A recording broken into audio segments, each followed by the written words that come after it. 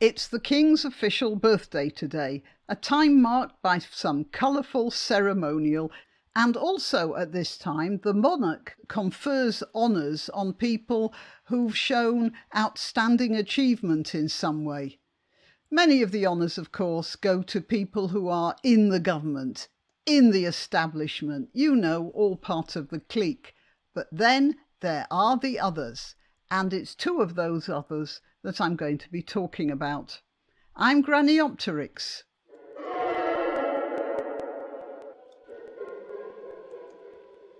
The two I'm celebrating today are Alan Bates, founder, organiser and main driver of the Justice for Postmasters, and Bill Browder, financial wizard turned anti-corruption crusader. And both of those men are heroes and richly deserve the honours that have been bestowed on them. So, for the confused, there are 5 honours I'm talking about here, and the first 2 are knighthoods. That is, you can put Sir in front of your name, or Dame if you're a woman. And then the other 3 are, sort of lower down. You can put the letters after your name, CBE, OBE and MBE.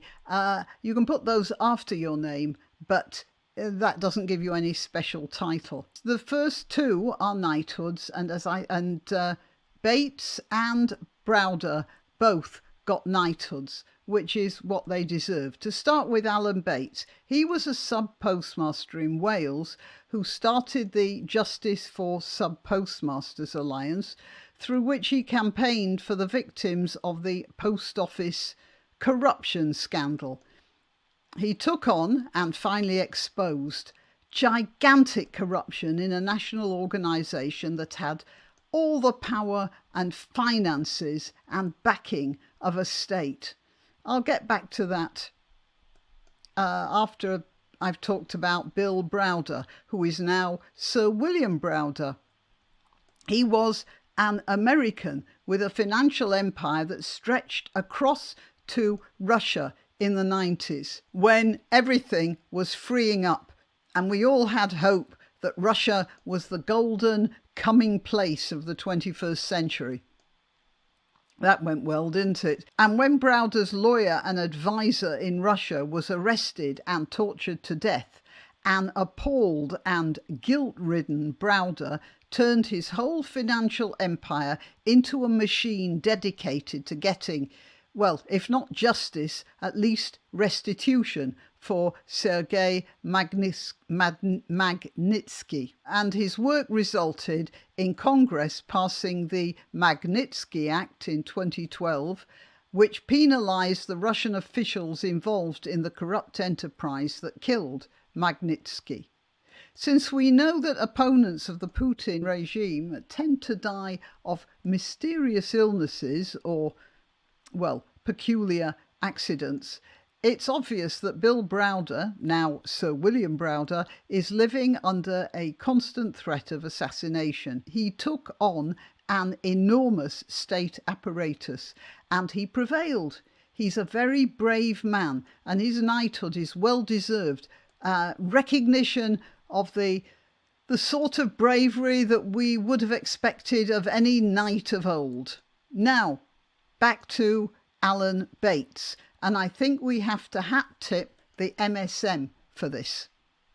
Sir Alan started an organisation to get justice for a lot of little victimised people subjected to the towering dishonesty of a state monolith.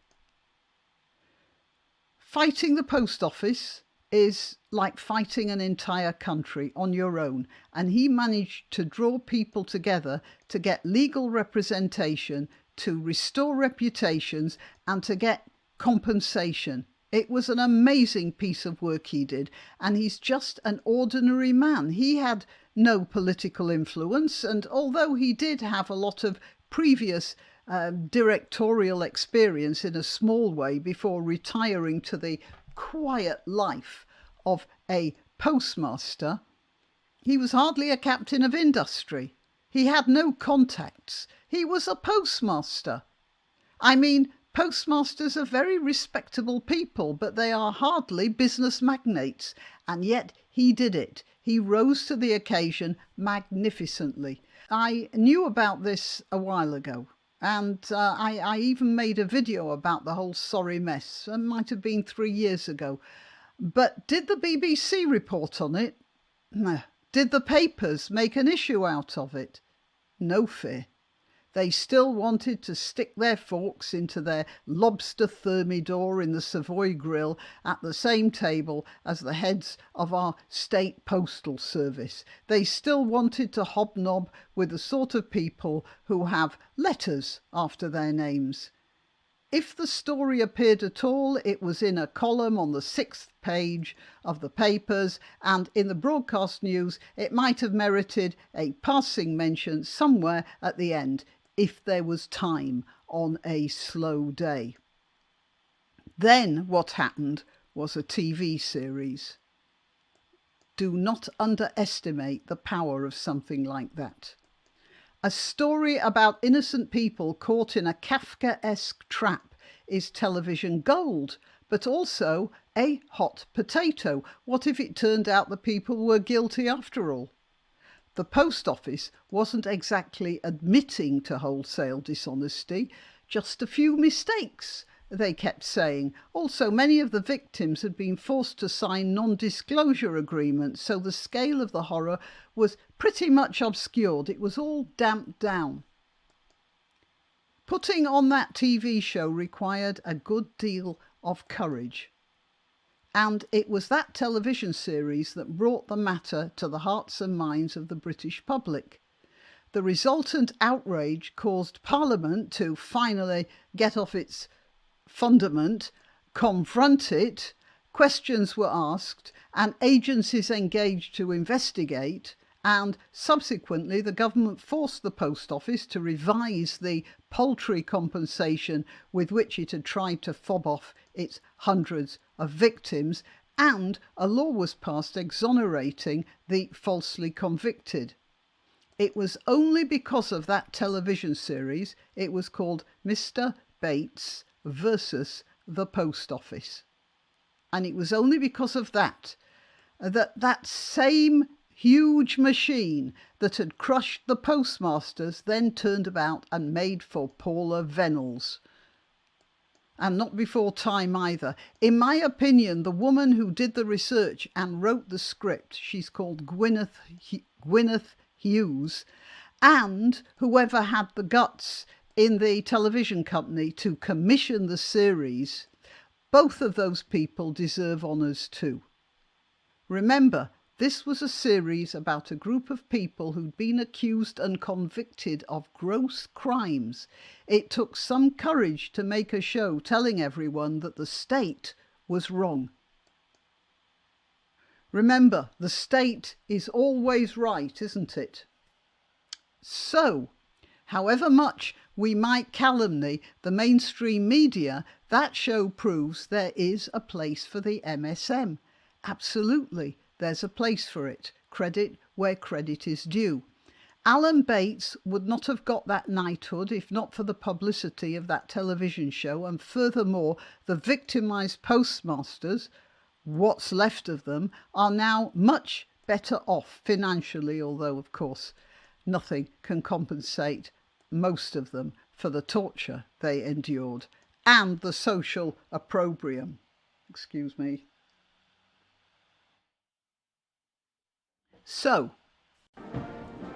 as well as celebrating the birthday of the King, we can celebrate the heroism of two single men who took on City Hall.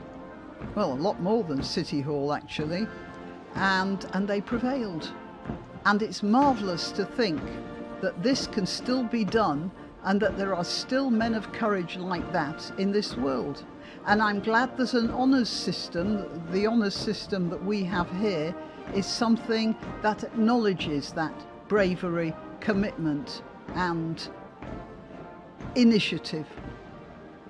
All right, well, that's it on this King's birthday. Till next time. You can help my channel by clicking like, by subscribing, by clicking the notification bell, and by sharing if you're so inclined. Links to my other channels are in the description, also links to donation sites, but really the best way you can help me is simply by clicking like. Thank you.